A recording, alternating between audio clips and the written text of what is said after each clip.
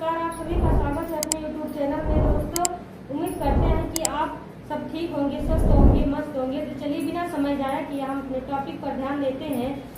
आज का हमारा टॉपिक है दिशा और दूरी, अभ्यास 3। दिशा और दूरी का अभ्यास 3 है।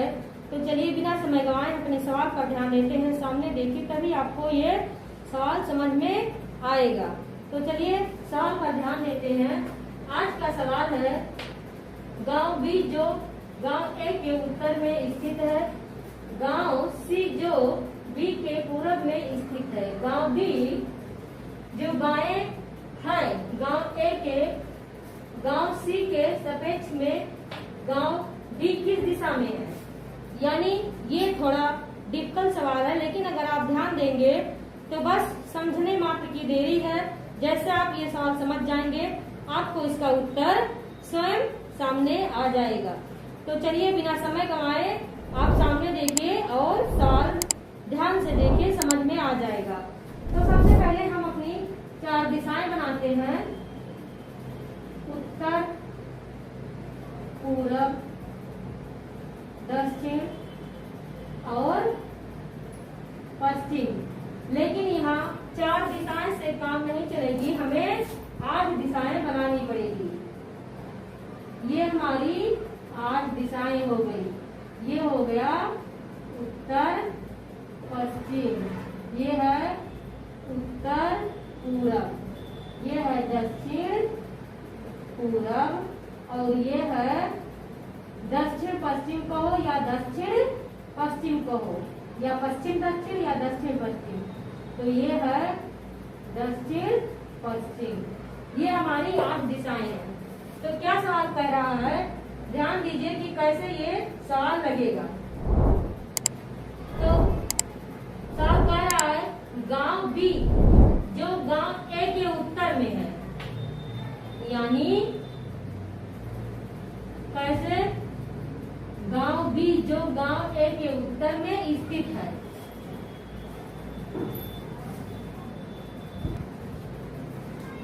तो बिना समय गंवाए ध्यान देते हैं कि कैसे सवाल हल होगा। सामने देखिए, तभी आपको भी क्वेश्चन और सवाल दोनों समझ में आएगा और पढ़ाने वाला भी। तो ये सवाल क्या कह रहा है, गांव बी जो गांव ए के उत्तर में है, यानी अगर ए यहाँ पर है तो बी यहाँ पर होगा, तभी तो ए के उत्तर में गांव बी जो गांव ए के उत्तर में स्थित है। गांव सी जो गांव बी के पूरब में है, तो बी के पूरब में गांव सी है। तो देखिए, गांव सी जो गांव बी के पूरब में स्थित है, गांव बी जो बाएं है, यानी स्थित है गांव बी जो बाएं है गांव ए के बाएं, यानी ए के बाएं। तो वो या यहाँ हो सकता है या यहाँ हो सकता है, क्योंकि उत्तर में है तो ये उत्तर हो गया, लेकिन बाएं ये है कि ये है, ये क्लियर नहीं है। तो क्या है, गांव ए के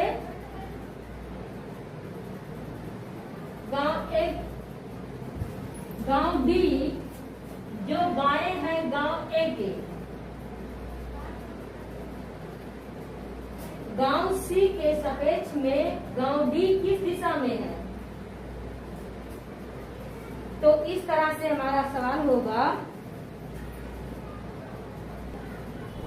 तो समझिए, जो यहाँ था डी, तो यहाँ नहीं होगा, इसलिए क्योंकि ये उत्तर में बता रहा है, तो ये उत्तर में है, तो इसका बायां यही होगा, ये इसका दायां हो जाएगा।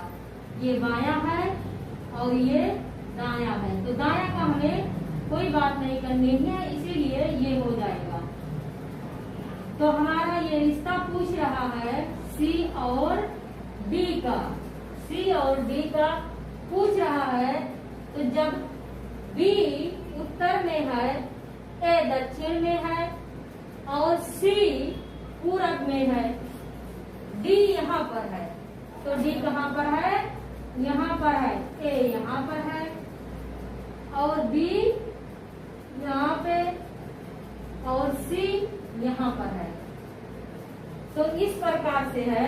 तो कौन सा पूछ रहा है हमसे, सी और डी का। तो ये पूछ रहा है सी के सापेक्ष में डी किस दिशा में है, तो सी की अपेक्षा डी किस दिशा में है, दक्षिण पश्चिम में, दक्षिण पश्चिम। तो हमारा ऑप्शन देखते हैं। देखिए कि बस कुछ ही सेकंड में ये सवाल हल हो गया है। तो सामने देखिए और उसका उत्तर का जवाब दीजिए। देखिए कौन सा ऑप्शन सही है। तो हमारा पहला ऑप्शन है पश्चिम, दूसरा है दक्षिण पश्चिम, चौथा है दक्षिण और चौथा ऑप्शन है दक्षिण पश्चिम, सॉरी उत्तर पश्चिम, और पांचवा है इनमें से कोई नहीं। तो हमारा सवाल क्या है, दक्षिण पश्चिम कहो या दक्षिण पश्चिम कहो या फिर पश्चिम दक्षिण कहो। ये दिशा जो है इसे दक्षिण पश्चिम भी कह सकते हो और पश्चिम दक्षिण भी कह सकते हो, क्योंकि ये पश्चिम से दक्षिण में हो जाएगा और ये दक्षिण से पश्चिम में हो जाएगा। तो हमारा ये दूसरा ऑप्शन सही है। तो उसी प्रकार से बिना समय गंवाए हम अपने दूसरे सवाल पर ध्यान देते हैं। तो सामने देखिए और सवाल को ध्यान से देखिए, समझिए और उसका उत्तर दीजिए। तो हमारा दूसरा सवाल कह रहा है P के अपेक्षा P के दक्षिण पश्चिम में Q है, Q के पूरब में, और P के दक्षिण पूरब में R है। Q और P की सीध में लेकिन R के उत्तर में S है। बताइए कि P के किस दिशा में S स्थित है। तो ये सवाल ध्यान दीजिए तभी आपको समझ में आएगा। तो सबसे पहले इसे समझने के लिए हमें 8 दिशाएं बनानी होगी, जिसके लिए आपको सामने देखना होगा, तभी आपको ये सवाल समझ में आएगा। तो ये सवाल है, पहले आप दिशाएं बनाते हैं।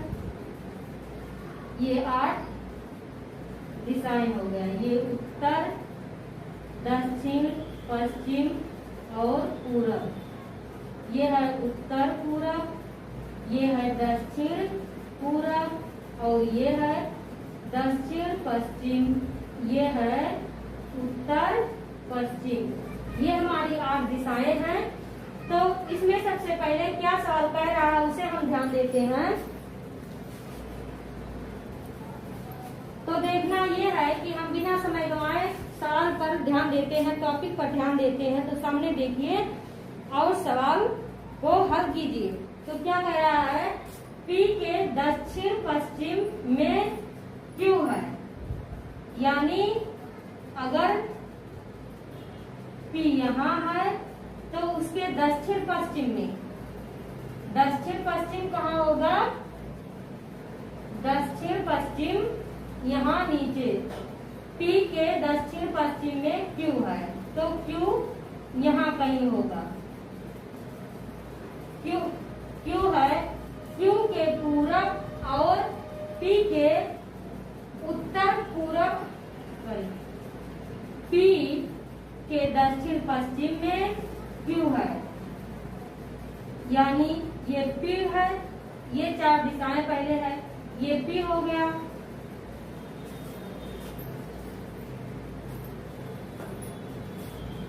ये P है और ये Q इसके दक्षिण पश्चिम में हो गया, दक्षिण और पश्चिम Q हो गया।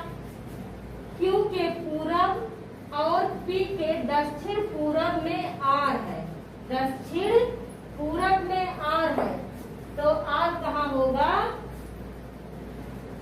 सीधे ये लकीर इस तरह बनेगा और R यहाँ होगा, R यहाँ एक लकीर इस टाइप बनेगी। तो ये Q हो गया दक्षिण पश्चिम में, ये इसके दक्षिण पश्चिम में Q हो गया, दक्षिण पश्चिम दक्षिण पूरब में Q है। तो देखिए दक्षिण पूरब में Q हो गया, R हो गया।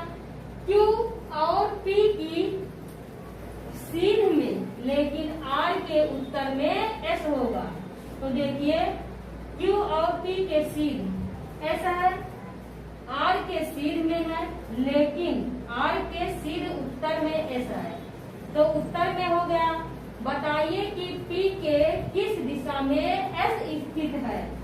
तो क्या सवाल कह रहा है, देखिए ध्यान से, एक बार फिर से ध्यान से सवाल देख लीजिए, जिससे आपको समझ में आ जाए। सामने देखिए और सवाल को समझिए।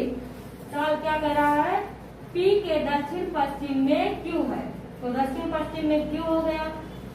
क्यू के पूरब और पी के दक्षिण पूरब में आर है। तो देखिए क्यू के पूरब और पी के दक्षिण पूरब में आर है।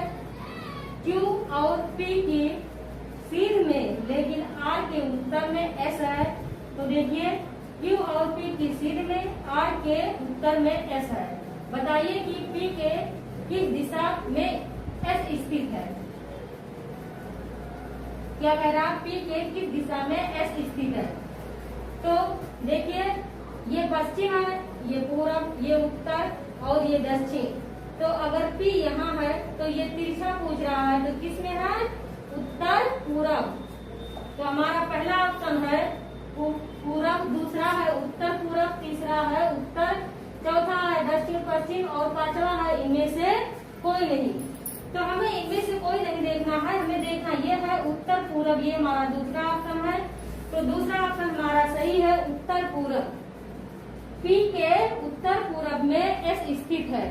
तो दोस्तों आज का हमारा टॉपिक यही समाप्त होता है। अगर आपको वीडियो पसंद आई है तो प्लीज लाइक, शेयर और सब्सक्राइब कीजिए, ज्यादा से ज्यादा शेयर कीजिए। हमारे साथ बने रहने के लिए धन्यवाद। अगले दिन मैं एक नए टॉपिक के साथ आपके सामने आऊंगी। तब तक के लिए जय हिंद, जय भारत।